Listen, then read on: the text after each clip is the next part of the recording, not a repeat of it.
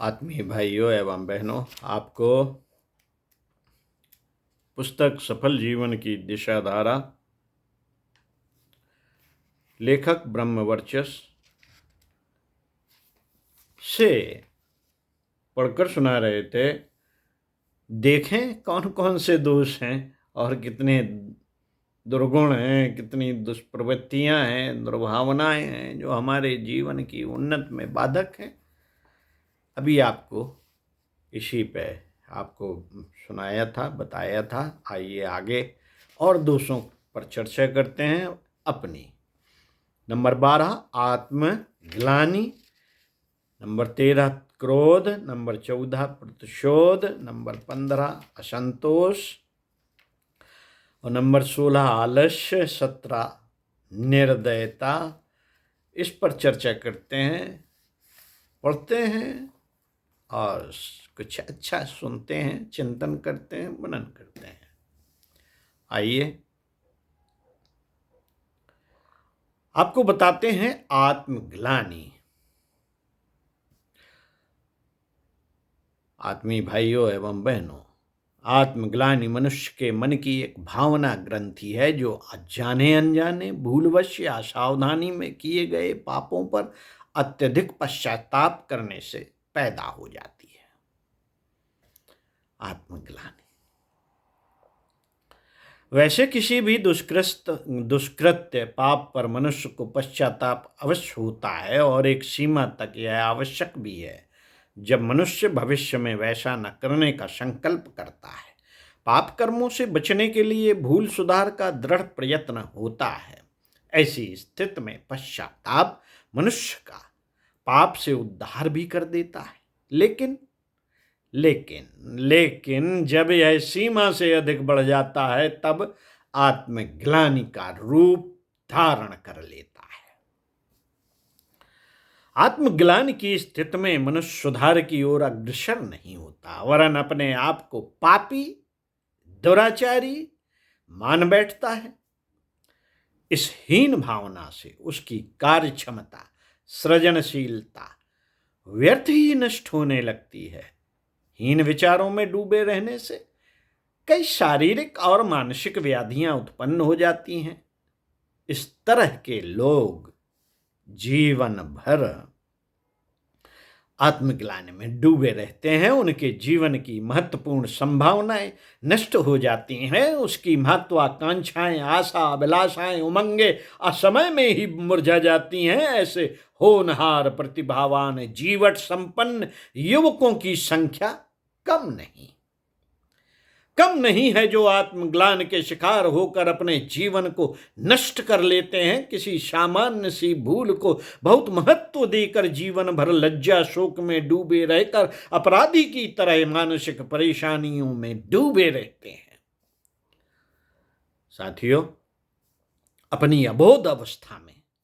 अपनी अबोध अवस्था में या ज्ञानवश किए गए किसी पाप पर जीवन भर पश्चाताप करते रहते हैं, दुखी बने रहते हैं। आप में से जो कुछ आपसे जो कुछ बुराई हो चुकी उसे भूल जाइए। आत्मग्लानि को बढ़ने न दें, अन्यथा यह एक ऐसी मानसिक दुर्बलता के रूप में जम जाएगी जो कुछ भी न करने देगी। कोई भी बुराई क्यों न हो गई हो, उसे अनावश्यक तूल न दीजिए। कीचड़ में गिरकर पड़ने पर उठकर उसे धो लेना ही श्रेयस्कर है। लज्जा, भय, संकोच को दूर करें, पुराने पापों को भूल जाएं, मन में आत्मविश्वास, साहस की भावनाओं को जगाएं। स्मरण रहे कि इससे मनुष्य की मौलिक शक्तियों और क्षमताओं का बहुत ज्यादा ह्रास होता है। अतः सफल जीवन के लिए आत्मग्लानि से बचें। साथियों, 13 दोष दर्शन में आता है क्रोध। नंबर 13 क्रोध तो इन समस्त दुर्गुणों का सम्राट है। जितने भी दोष दुर्गुण अभी तक बताए, इनका मुकुटमणि है, सम्राट। कौन? क्रोध। क्रोध के आवेग में जो कुछ भी हो जाए कम ही है, क्योंकि इसका आवेग आने पर मनुष्य के सोचने विचारने की शक्ति क्षीण हो जाती है और वह आवेग में कुछ भी कर सकता है। मारपीट, कत्ल, आत्महत्या, नृशंस घटनाएं क्रोध के आवेग में ही घटती हैं। क्रोध एक प्रकार की आंधी है, जब वह आती है तो विवेक को ही नष्ट कर देती है। क्रोध इतना फुर्तीला मनोविकार है कि इसमें सोचने विचारने, समझाने बुझाने का अवसर ही नहीं रहता। क्रोध से मनुष्य के पुण्य कार्य, सद्भावनाएं, सद्गुण उसी तरह नष्ट हो जाते हैं जैसे बाढ़ आ जाने पर कोई उद्यान नष्ट हो जाता है। यह संक्रामक है।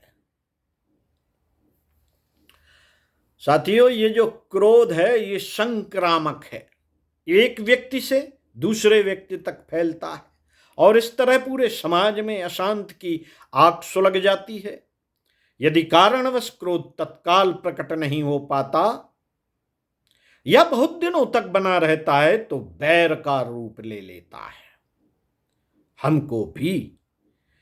हमको भी जीवन के इस भयंकर शत्रु से बचने के लिए सावधान रहना चाहिए। सावधान। नंबर 4, प्रतिशोध। साथियों, प्रतिशोध की भावना तब आती है, प्रतिशोध की भावना तब आती है जब किसी से शत्रुता होती है। किंतु यदि सचमुच देखा जाए तो इस संसार में न कोई किसी का शत्रु है और न मित्र। स्वार्थपूर्ण प्रवृत्तियों के कारण ही यह विरोधाभास दिखाई देता है। लोग समझते हैं दुश्मन से बदला चुकाना शान की बात है, इसे वे साहस का कार्य भी समझते हैं, परंतु प्रतिशोध साहस नहीं है। साहस तो तब है जब आप उसे सहन कर जाएं। इस तरह की सहनशीलता मनुष्य की अंतर्मुखी प्रवृत्तियों को विकसित करती है, मनुष्य को विचारशील बनाती है, उसे कष्टों से बचाती है, उन्नति की ओर अग्रसर करती है। उसके लिए संसार में से शत्रुता का नाम ही बिट गया, जिसने कड़वाहट को भी उदारता पूर्वक पी जाना सीख लिया। विरोधी बातों को भी मस्तिष्क में टिकने न दिया कीजिए, यह न जाने कब विद्रोह पैदा कर दे। परदोष दर्शन, पुण्य तथा द्वेष करके भी मन में प्रतिशोध के भाव न रहने दीजिए। घृणा तथा दोष द्वेष करके भी मन में प्रतिशोध के भाव न रहने दीजिए। प्रत्येक व्यक्ति में अच्छाई ढूंढा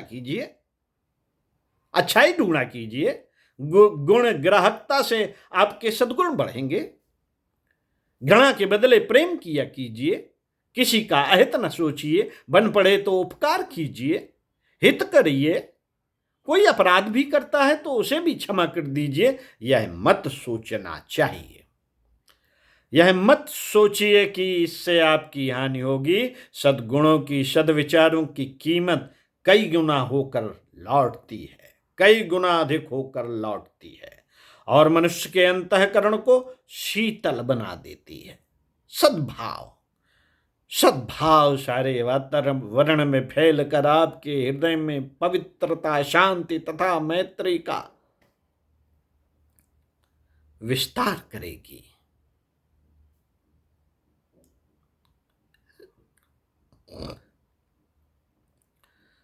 इस तरह के मंगल कर्म करने वाले की कभी दुर्गत नहीं होती, वह चिरकाल तक धरती के सुखों का उपभोग करता रहता है।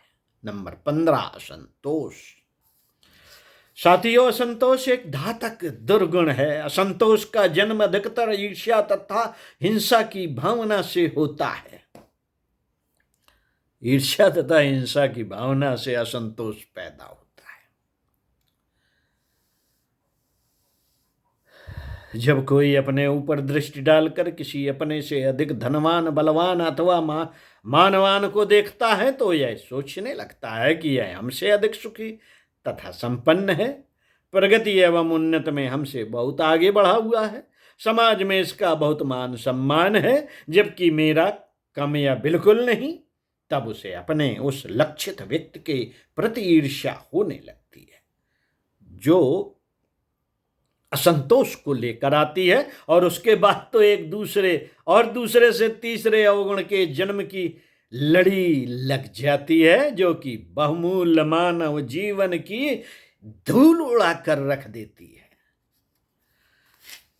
मित्रों, मनुष्य होकर भी अपने अंदर असंतोष का विष बनाए रखना स्वयं अपनी कमी है, उसे दूर कर दीजिए।